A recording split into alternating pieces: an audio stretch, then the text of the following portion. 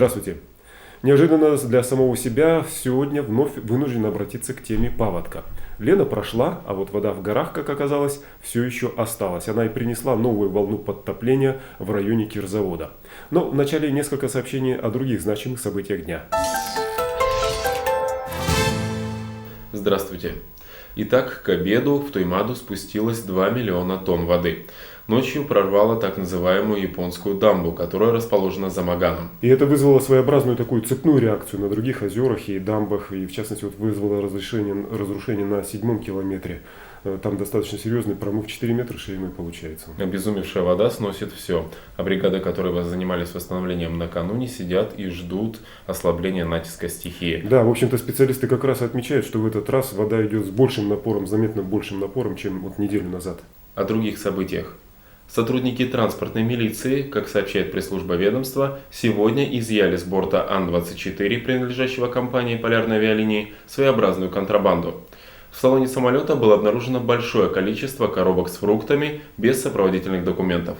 А в подпольном пространстве их ждала еще одна находка – мешки с копченой колбасой. Но и это еще не все. При более тщательном досмотре милиционеры обнаружили 50 баллонов с герметиком, а он запрещен к перевозке пассажирскими воздушными судами. И весит все это добро, соответственно, неучтенное и, конечно же, не оплаченное, больше 1 тонны 300 килограммов. Беда даже не в том, что этот груз не был оплачен, а хуже, что самолет был перегружен. Да, и даже для человека, который не посвящен в тонкости летного дела, очевидно, что перегрузка – это одна из причин авиакатастроф. Ну да, а как тебе присутствие, скажем, в салоне токсичных веществ? Герметик как раз к таким относится. В общем, в случае чего мало никому бы не показалось.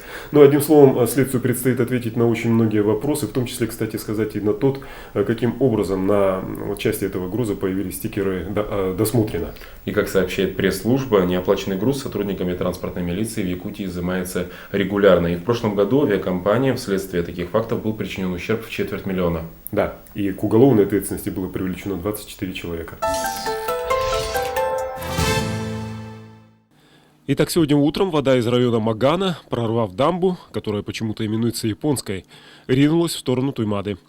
Миновав 3 дамбы, частично разрушив их, она подошла к дамбе на 7-м километре Маганского тракта. И вот что она тут наделала. Это самый центр дамбы. Подойти близко невозможно. Ширина прорыва примерно 4 метра. С другой стороны плотины зрелище еще более ужасающее.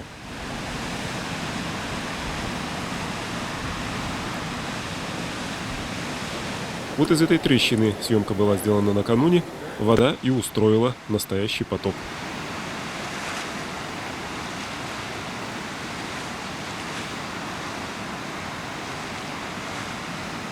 Вода полностью разрушила обводной канал. Его строили, чтобы сохранить самое ценное – плотину.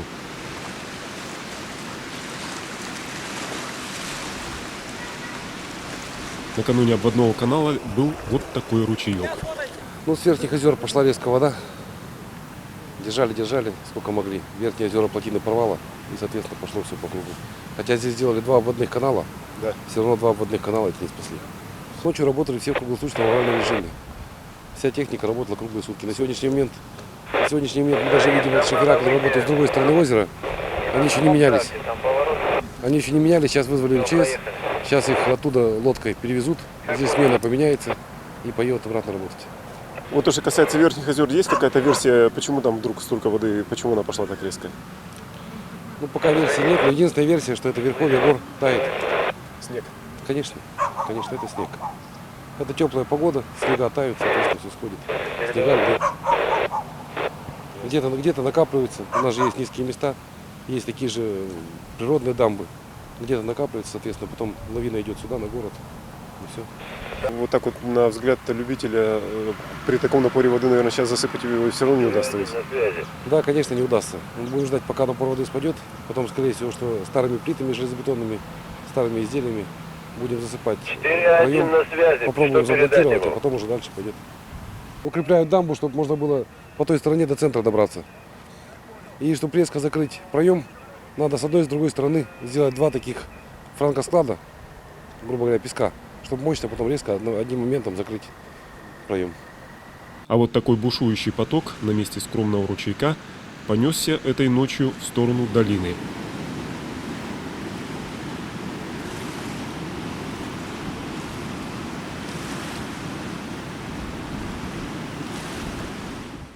Утром он сошел уже с гор, и вода стала заполнять район Нанцирского тракта. В 10 часов ГАИ перекрыла движение по этому тракту.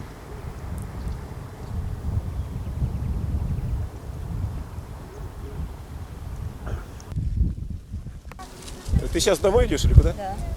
А как там будешь переходить? Да как? По колено просто. А утром, когда вы уходили, нормально было все? То есть воды не было совсем? Ну, не то, что совсем, там была лужа. Ну, лужа просто, да? Ну, как сейчас. Сейчас больше там вышло. Ясно. Со школы отпустили. А Возможно, еще будет топить больше. ну то есть ты в курсе того, что ситуация там ухудшается, да?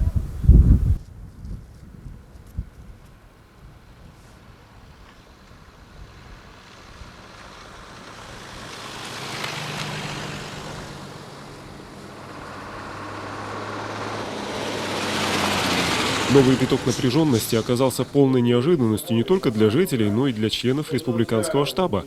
Ведь ожидалось, что ситуация прочно взята под контроль. И заседание штаба утром в четверг планировалось как последнее.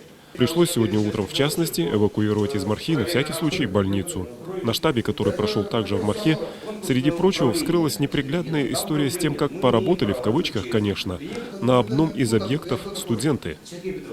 Вчера получился ляпсус. Я запросил 1000 мешков для того, чтобы загрузить песком.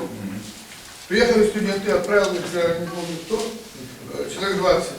Вот смеется Сергей Николаевич. 1000 мешков мне вода хватило. Все, начали мы, значит, укладывать мешки и совершенно случайно обнаруживают. Высыпаем мешок, 3 мешка пустых мешки и сверху засыпаем песок. Не понял, вместо 1300 Вот, значит, мешок, Да. мешок заложили 3 мешка пустых и сверху засыпали песком.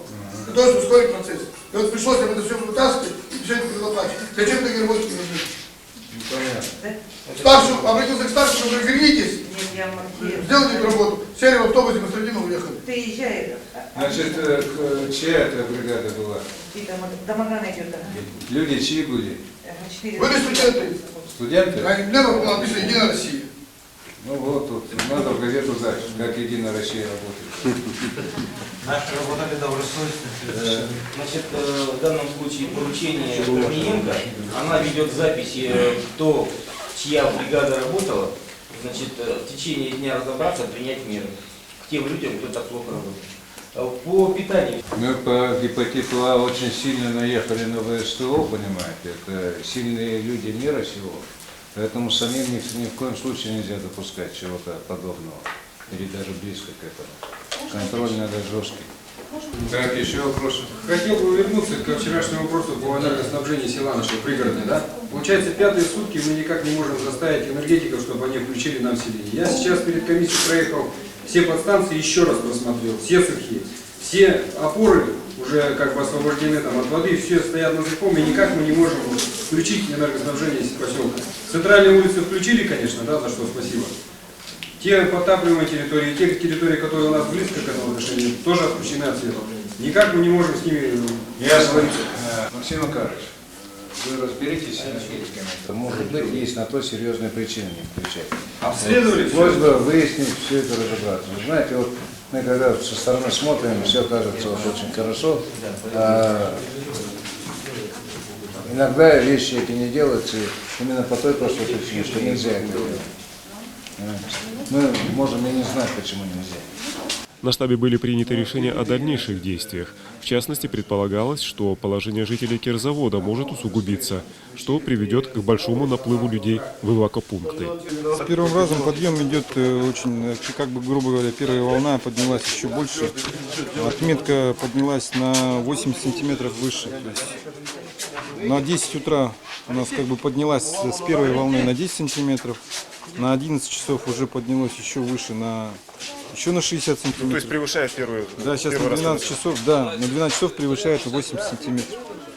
Подъем где-то на 80 сантиметров. То есть тогда получается, что в Кирзаводе сейчас воды больше? Да, воды больше, уже подмывает тут мостик на Кирзаводе, который идет, соединяет над Мархинкой. Сегодня, как кажется, еще не время задаваться вопросом, кто же виноват. А между тем, жители подтопленных кварталов на кирзаводе этот вопрос постоянно сами себе задают и отвечают.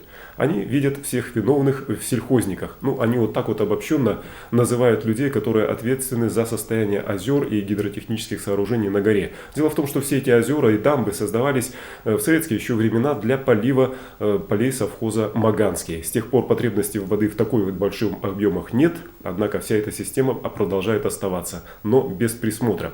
Люди убеждены, что если бы те, кто ответственны за состояние дел всех этих гидротехнических сооружений осенью, когда стало после обильных осенних дождей очевидно, что воды очень много скопилось в озерах, если бы осенью вода эта была спущена, то никакое обильное таяние снега не привело бы к таким вот критическим последствиям, какие мы с вами наблюдаем в течение последней недели.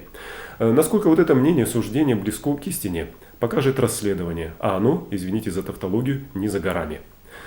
На сегодня все. Встретимся завтра. Всего доброго.